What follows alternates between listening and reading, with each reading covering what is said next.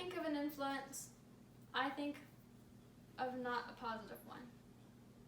An influence can be anywhere from a person, a cartoon, a movie, an event that happened, a family member. But today I'd like to take the time out to talk about a person, an environment, and an experience that shaped and defined who I am today. If you would just listen, is what my father shouts at me often. If only he knew how much I was listening to everything he was and to everything he wasn't saying.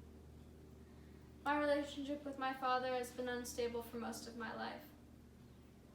My father had a very strong influence on my personality growing up.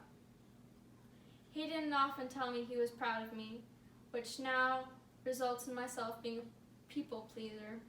I look for appraisal in others, like getting good grades, so my teachers will be proud of me, or being the best worker at my job, so my managers will be impressed with me. He also tended to raise his voice a lot at me for minor petty things, therefore making me over-apologetic, and I'm scared to speak up for myself. Most people would call me a pushover, because that's exactly what I am. I'm a very sensitive and emotional young lady. Something as simple as an "I love you" every now and then by my father could have made me a more confident person. During my younger years, my father seldomly expressed his love for me. My number one love language is words of affirmation, but he didn't quite understand that until after he hurt me deeply. I'm a very timid and self-conscious person with a lot of anxiety.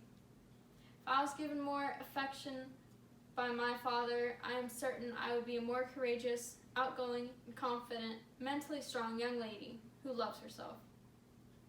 When I ponder about my father, I am overwhelmed with anxiety. Though his harsh actions and lack of verbal affection have taken a great toll on my mental health, I nevertheless hope for a relationship in the near future.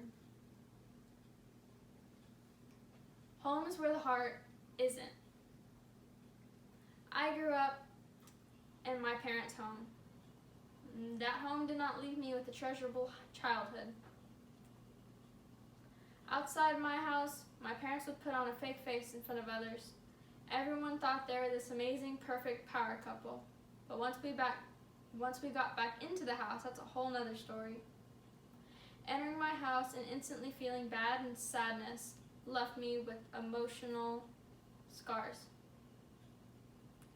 My parents fought as long as I could remember. There were countless nights where I was trying to drown their voices out from my room on the opposite end of the house. It increasingly got worse the longer they were married. My house has never been welcoming to me. Most of my memories in that house aren't very good ones. I'm sure you've heard of the saying, home isn't a place, it's the people in it that makes it a home.